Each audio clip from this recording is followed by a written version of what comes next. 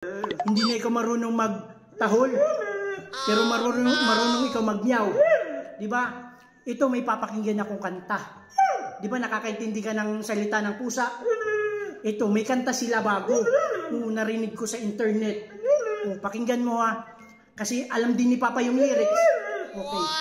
Yung, na ganun yung pusa. Meow, meow, meow, meow.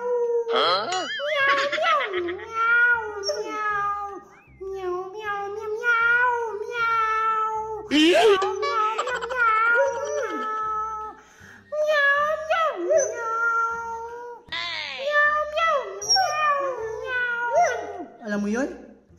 Ha? Alam mo ibig sabihin nun? Hindi. Akala ko ba marunong ka mag-meow, makakaintindi ka ng salita ng pusa? Hindi mo alam. Mabuti pa si Papa alam. Alam ni Papa yung ibig sabihin yun. Tatanslate ni Papa. Kung sabi niya meow, meow, meow, meow. Ibig sabihin nun, oh no! Itong si Teo. Meow, meow, meow, meow, meow. Wala siya'y bitlog. Ano? Ha? Ano? Bakit ano?